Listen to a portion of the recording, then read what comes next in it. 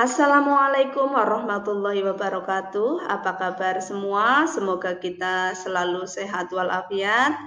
Tidak lupa kita juga harus selalu senantiasa bersyukur karena telah diberi nikmat kesehatan sehingga pada kesempatan hari ini kita bisa berkumpul untuk sama-sama thalabul ilmi atau belajar bersama.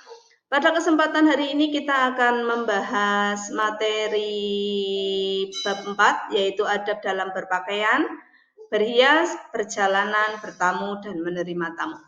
Namun untuk pertemuan pertama kita hari ini yang kita bahas yaitu fokus pada submateri yaitu adab dalam berpakaian dan berhias.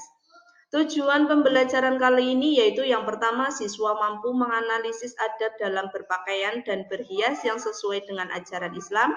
Yang kedua, siswa mampu menerapkan adab dalam berpakaian dan berhias yang sesuai dengan ajaran Islam.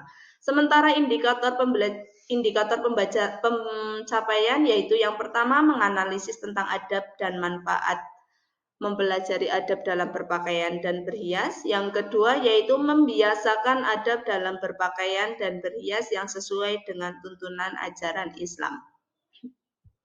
Untuk selanjutnya kita akan membahas materi yang pertama dulu yaitu adab dalam berpakaian.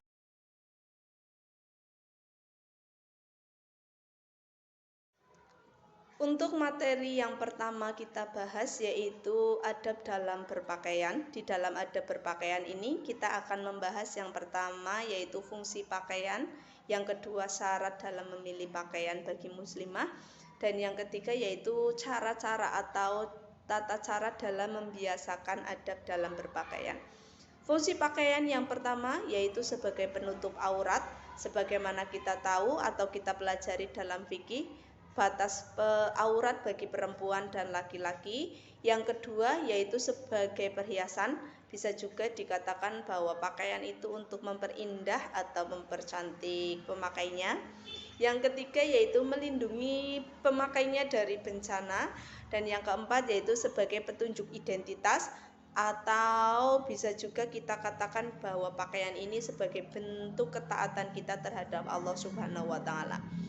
Yang kedua yaitu syarat dalam memilih pakaian. Pakaian yang kita pakai yang pertama hendaknya tidak boleh transparan dan tidak boleh ketat atau tidak boleh menunjukkan lekuk tubuh. Yang kedua yaitu tidak boleh menyerupai lawan jenis. Berarti bagi laki-laki tidak boleh menyerupai perempuan atau sebaliknya bagi perempuan tidak boleh menyerupai laki-laki. Yang ketiga yaitu tidak boleh menyerupai busananya non-muslim atau pakaian-pakaian yang bukan muslim. Yang keempat yaitu pantas dan sederhana.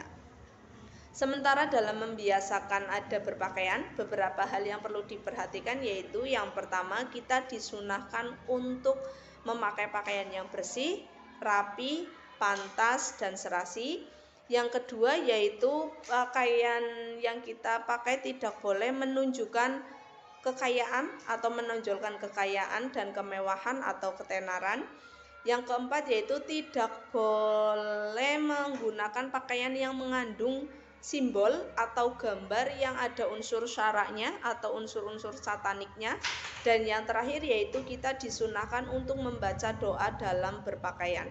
Salah satunya yaitu Allahumma inni as'aluka min khairihi wa khairi ma huwa lahu wa a'udzubika min syarrihi wa syarri ma huwa lahu, serta dengan mendahulukan bagian tubuh sebelah kanan.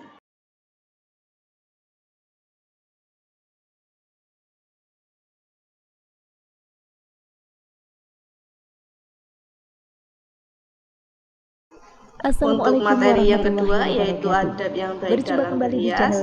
Untuk lebih jelas mari kita simak video berikut. Segala hal yang ada di dunia untuk ini materi yang sudah kedua diatur yaitu Allah adab yang Maha yang baik Kuasa. dalam berhias. Semua ada aturannya, Untuk lebih yakni jelas dalam mari kita Al-Quran dan simak video Al-Hadis. berikut. Termasuk salah satunya Untuk aturan materi bagi yang wanita kedua muslimah yaitu dalam adab bersolek yang baik atau dalam berdandan. berhias.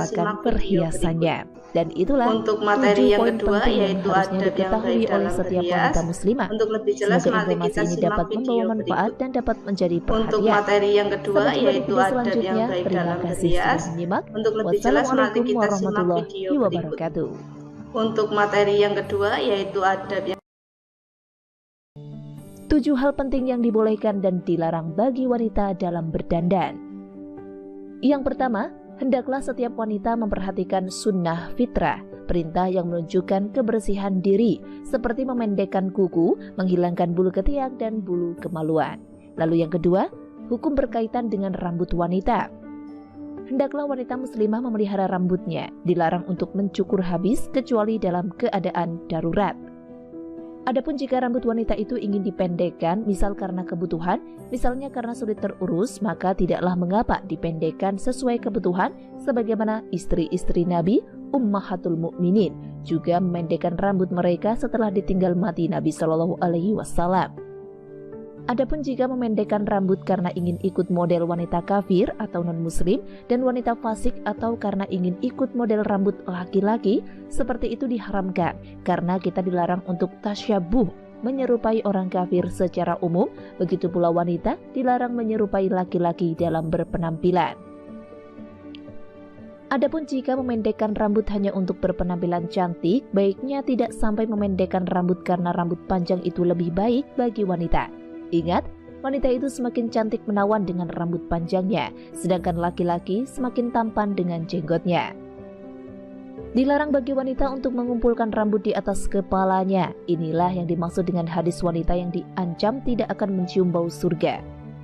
Ru'usuhunna ka'asni matil bukhti al-ma'illah. Kepala mereka seperti punuk unta.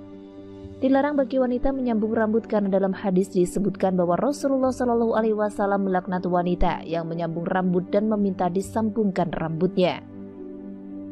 Dilarang bagi wanita mencabut atau menghilangkan alis dan bulu mata, sebagian atau seluruhnya, baik memendekkan atau mencukurnya, baik menggunakan bahan tertentu untuk menghilangkan seluruhnya atau sebagiannya.